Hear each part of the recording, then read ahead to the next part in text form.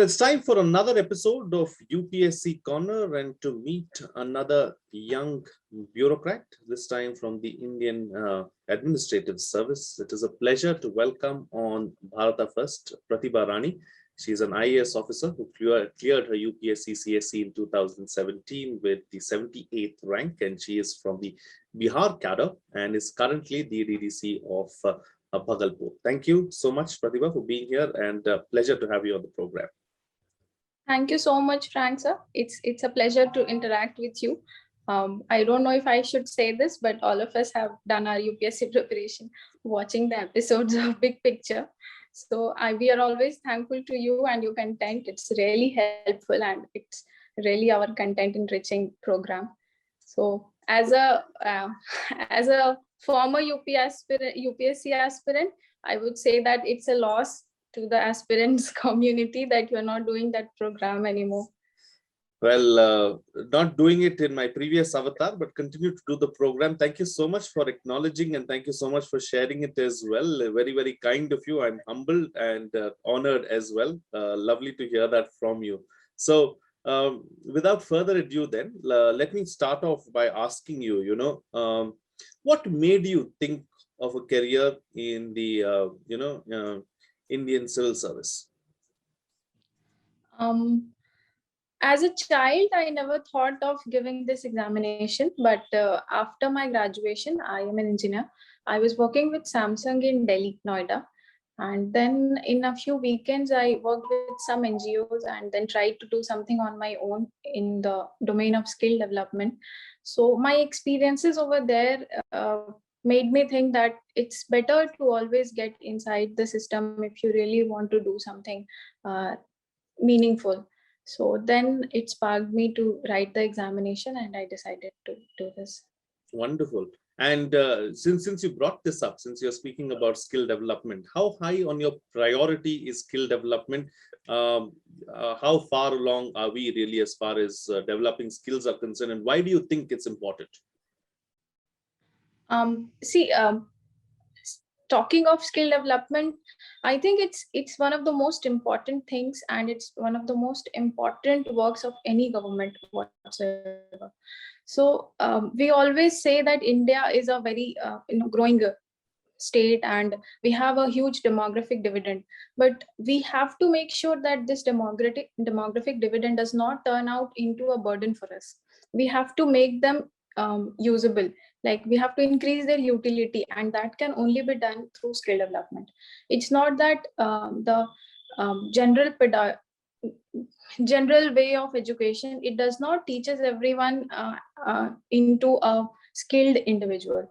So it is important that the government gives adequate focus towards skill development, and all the youth, there should be a variety, there should be options available so that everybody can decide that these options are available and I like to do this thing, so I can do this. Right now, as we grow up in schools and colleges, basically you would say that it is science, commerce and arts.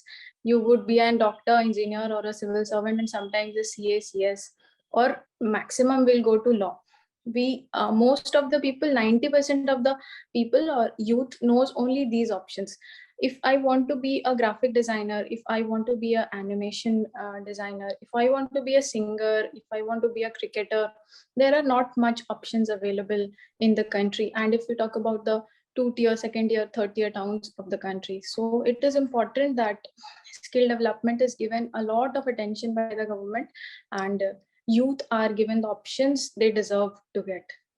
Very, very interesting that you brought this up, and let me connect this to a point that you're making as well about education and how far we've progressed as far as our education itself is concerned. It seems to be monotonous. It seems to be robotic beyond a point, really, as far as our education is concerned. So at some level, do you feel that we need to change the way we educate our youngsters as well? We need to focus a little more on vocational training. Yes, definitely. We need to focus a lot on vocational training. And by vocational training, we also need to define what is vocational training. Because when we speak about vocational training, people don't know. Most important issue is that parents don't know, guardians don't know, and they don't let their children go into a variety of domains. For instance, if I would talk about myself as a child, I used to love maths. So after I qualified 10th, I told my father that I don't want to be an engineer. I like maths. But he was like, why would you not take science? So I had no answer to that question. As a child of like 14, 15 years, I didn't know what to say, because I am capable of qualifying with good marks in science. So why should I not take science? I could not answer that question. And I ended up studying science. So similarly, all of us, like vocations, what vocations are available? If I like maths, then what can I do as a career in maths? That I don't know, and most of the children will not know. So we need to also define that these vocations are available. If you like history, you can study these things. If you like psychology, you can study these things.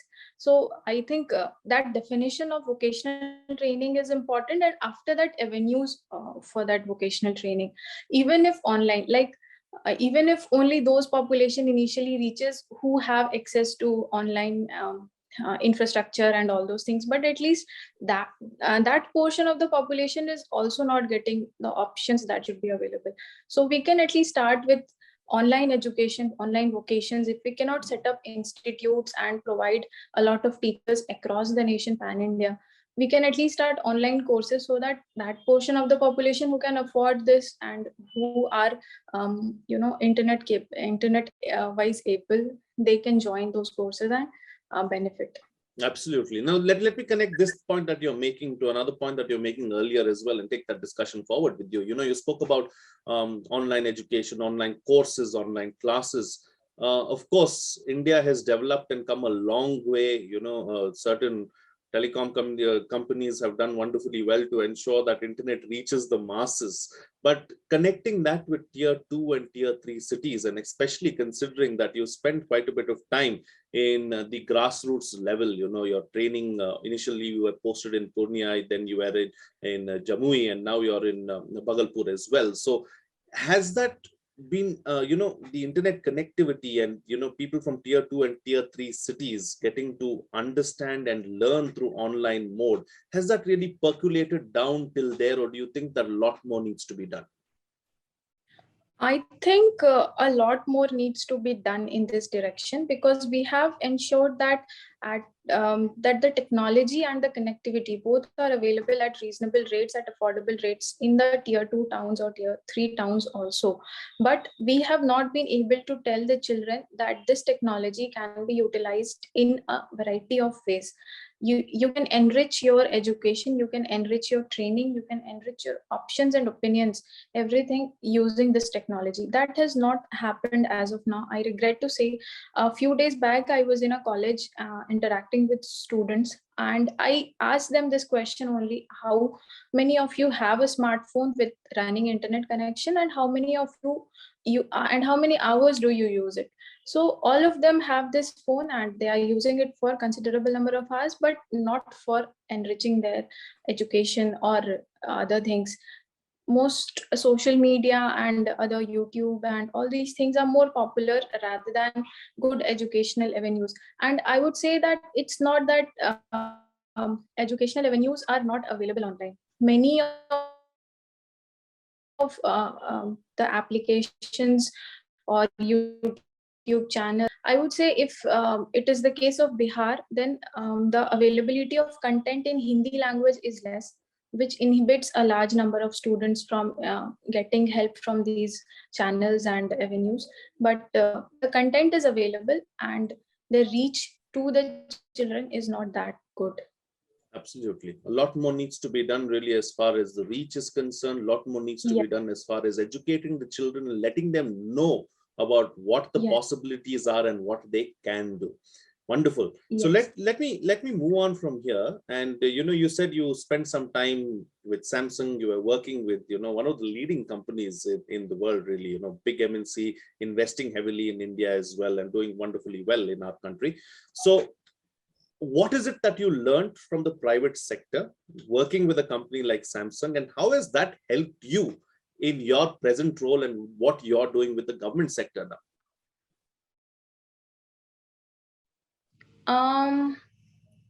As a professional working in IT sector, I would say I really learned the importance of hard work there. We face comparatively higher competition in private sector. So you need to work hard and hard to show that you are doing well, you are meritorious, and you can perform better. So the importance of merit and hard work, that private sector taught me really well. And after that, there are a variety of things which we should bring in government. For instance, the use of technology, automation, the use of online mode of working. All those things need to come in the government sector also, so that we can do our work more efficiently. That I would say I've learned from Samsung. Wonderful. Since we are here, the level of automation, digitization, we're talking a lot about digital India, digitization of everything that we have, and how most of the work that was done physically on paper is now being done online and through the digital mode. How much of percolation has actually happened at the grassroots level as far as digitization is concerned? And do you feel that a lot more needs to be done in that domain as well? Certainly, I think a lot more needs to be done, but I would also concede that a lot more has actually been done in the field of digitization. So if we talk about any government department, now all of the departments, I would say there is no department which is now working completely offline. All of them they have a MIS where they do their entire data analysis and data storage, database management, and all those things. All the departments are having an online system to manage their work. To an extent, I would say that when we provide services to people, so a lot of that has also that is also being done online. For instance, you can apply for an application online and get that document online also as well. But that thing is also available offline for the need of many other people who are not so friendly with the internet. In this respect, I would say that now we have to move towards the quality of digitization. If we speak only like per se, digitization is there, certainly it is there in all the departments, but the quality of digitization is not there. Sometimes digitization, all of the departments would have an email ID, but nobody is sending an email. We are writing a letter, scanning it, and then sending it via email. So that does not solve the problem. We should be interacting through email, but then we have to develop a technology where an email can be digitally signed, so that the person sending it is authorizing that email, and then the other person can see that this is the authorized letter signed by a particular individual or officer. So that quality of digitization, we have to move in that direction, so that actually the paperwork reduces and things go online. And after that, with respect to data, the data we digitize, we need to involve more experienced or more trained workforce, so that the quality of digitization is good. If we talk about the most basic thing of revenue department's digitization work, so we'll all see everywhere that there is a lot of error in the digitization done in and through revenue department. So one person's land, sometimes the khata khesra, what is there, that is always sometimes seen that it is either entered wrong, or sometimes it is missing, sometimes the area is entered 0. That creates a lot of problem also for the government and also for the public. So we need to focus a lot more on the quality of digitization work, so that whatever digitization we do, at least that can be authenticated and said that this is a 100% correct data, and government can base its decisions on that data. Absolutely. Interesting. Very interesting point there. And another aspect, if I could add, is also we have, you spoke about digitally signing an email and getting those emails sent. You also need to have the public who knows how to actually go ahead and do this as well, because as far as many of these departments and departments are concerned, they're looking at the grassroots level population as well, and they should be able to actually go ahead and do this. Secondly, another very important point that you made, and I think that's that needs to be stressed about how we also need the right kind of manpower to be looking at some of the back end stuff that we are dealing with over here. So these are some of the challenges that that you face on a daily basis, isn't it? Yes, definitely. Yeah. We have I think all the districts in the country would be having a record room where we have records since sometimes since it is like Mughal Empire, you get records from that period also. And still you have not digitized that. So first issue is that you are losing such valuable records that you have. And second issue is that when you need that record, whenever you have to refer to that record, you need to scan through physically scan through a lot many documents through an entire record room and then get that data that you want, if you can digitize it properly. Because if we just scan it, so sometimes the paper quality is bad, so the scanning quality is also bad. It is not really something which you can read. And sometimes the issue would be that the content has somehow erased, or it has been tampered with. In some cases that is also a possibility. So we need people who dedicatedly do this job. We cannot just start give it to a vendor and say that scan all these copies and make a digital copy which we can access. That cannot be done. If we do it that way, if we completely do it a third party thing, then the quality of digitization is again going to be very poor. We need to appoint have a department which looks after this work and ensures that the quality of digitization is exactly what is there on paper. Absolutely. So the Britishers and others take a lot of pride in knowing where they come from, how they have records of 4 generations and 5 generations. You're talking about Mughal era documents and information that is present. Yes, so it goes back to so many generations. If we actually put all of this together, it's a treasure trove of information. Exactly. I would tell you that I think in my training district, Purnia, the district is there even before the Regulating Act of 1773. I think it is 1772 or something, 71. The district was formed. And in that district's record room, when I entered, it's a very huge hall.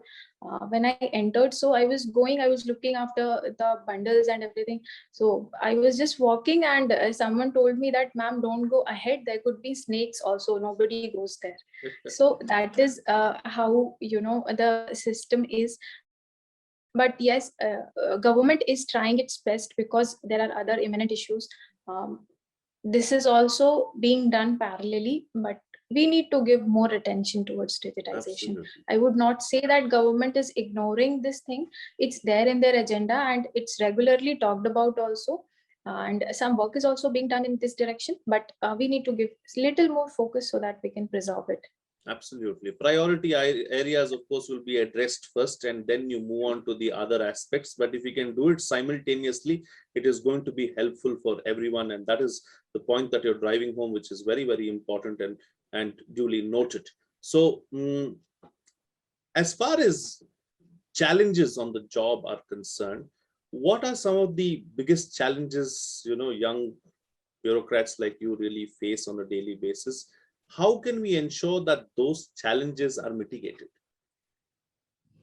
I think the first and the most important challenge that we are facing here is or I think it would apply for entire country, that the quality of workforce that we have under us is not adequate. It's not good. To an extent, we have, the recruitment processes are not very streamlined. They are not regular. Because of that, there are a lot of vacancies. And apart from that, the people who are also working here are also not people who have been trained properly. So they don't know what they're doing. They are just doing it.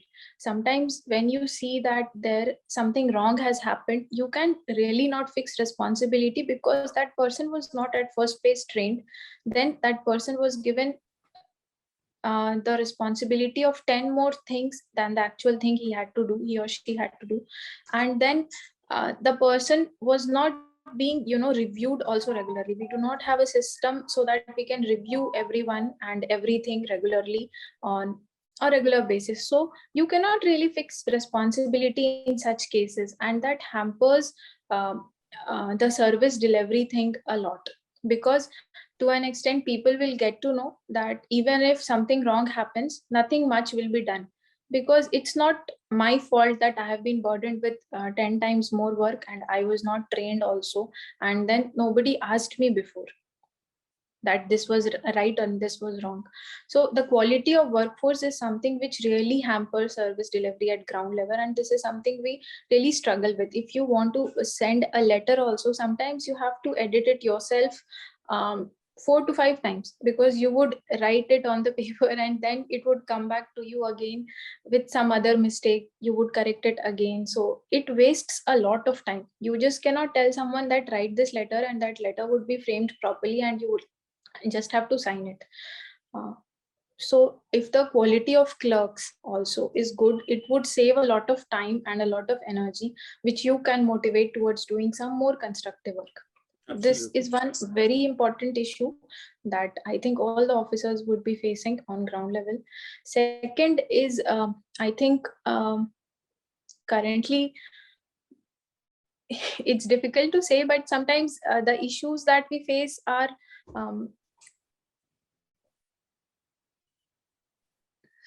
I think it would not be proper to mention. No problem. That's fine. That's totally understandable, because it's something that you have to deal with on a daily basis and completely understand what you can divulge and what you can't, because you've already been so candid, Pratibha. I must say it has been wonderful conversing with you as far as these aspects are concerned, because see, these are real issues, and it's not a rant, but these are problems within the system itself that need to be fixed, loopholes that need to be plugged, so that we have a better delivery mechanism system in place. And that is what is important, because that's the only way that we can really take this nation forward.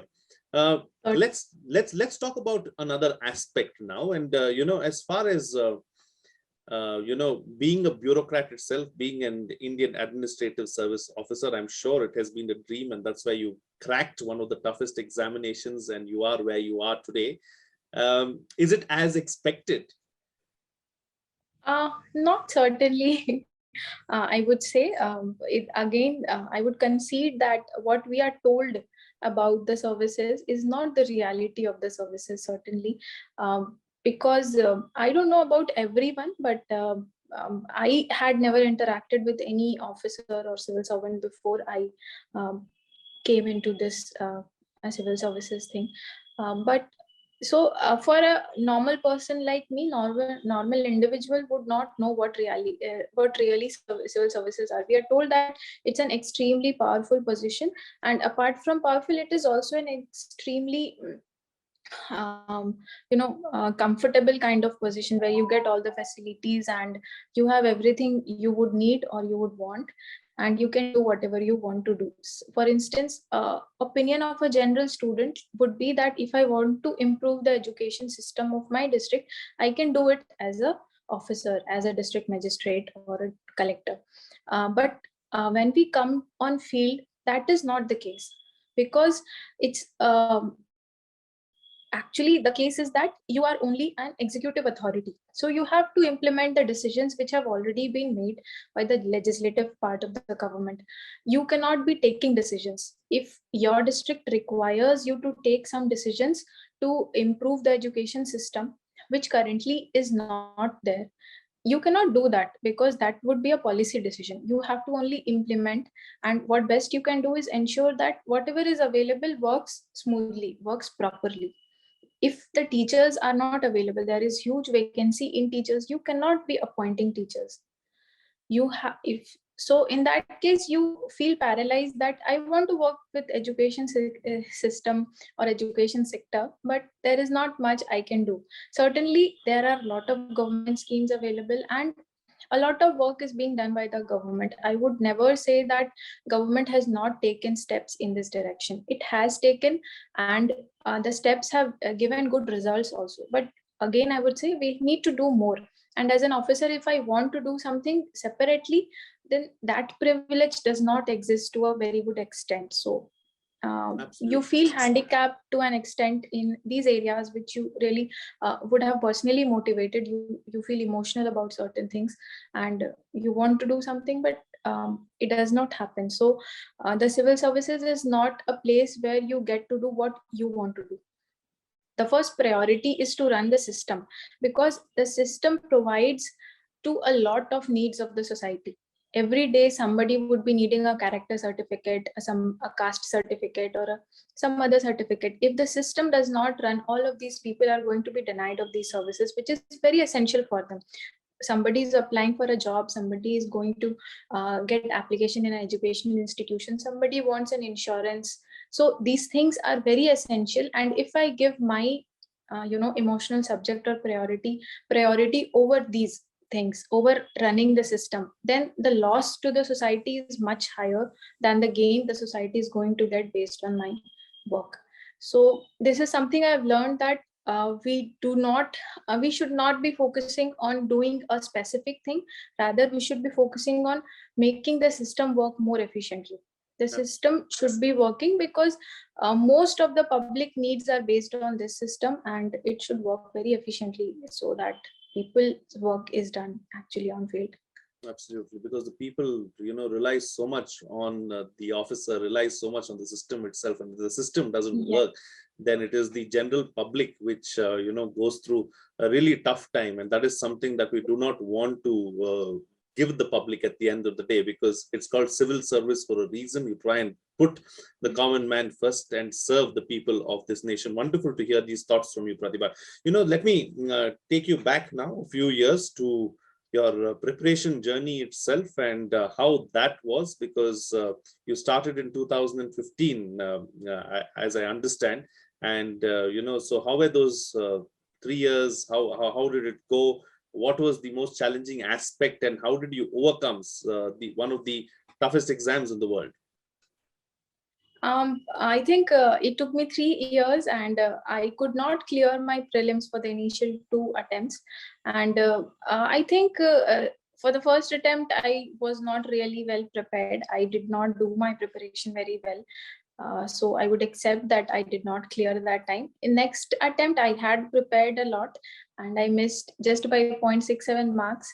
But talking about what changes I made, so I think it's important that there is variety in our preparation. We should not stick to just one thing and think that just say many people would say that you should not be reading a lot of sources, you should limit your sources, and you should read what you're reading properly rather than doing a lot of things. That is also correct, but sometimes it is also important that we touch a variety of things when it comes to current affairs, so that we are not missing a point. If I'm reading the Hindu only, then I would be missing something which the newspaper does as decided is not important in news. So if I miss those subjects regularly, then I think it would be difficult for me to qualify in the exam. So there should be some variety in everybody's preparation, and I think I lacked that variety in preparation. To an extent, I would also say that practicing more is very important in this exam for all the stages: prelims, mains, and interview. So there should be more and more of practice, and there should be variety in practice. And after that, hard work is always there. If you're doing honest preparation with full hard work, then certainly you'll do well. Wonderful. Good to hear that. And finally, before I let you go, any words of advice, anything that you would like to say to youngsters who would like to follow in your footsteps? I think I would say that to all the youngsters that it's good that you have decided to write the civil services, but I would request you to kindly look around and see if you like something else also. Should not be following the path of civil services just because somebody told you or because of the perception of the civil services. You should, I think it is a very good job, but there are many good jobs available. So my first advice would be scan that you really want to do this, because and try to get to know what actually is civil services rather than the public perception of civil services. After that, if you really want to do and join the civil services, you should certainly come and continue. It's a great place to work. It's a great working experience. It's a great educational experience, and it enhances us in a variety of ways. So if you still choose to come to civil services, I think it's a very good decision, and my best wishes to those people. Regarding civil services, I think I would say that the exam is very simple, just that it's not an easy exam. Doing that simple thing requires a lot of hard work, dedication, and persistence for a long period of time, which is difficult for a young individual of 20-24 years age. So if you can give that, there is no way that you will not clear the exam.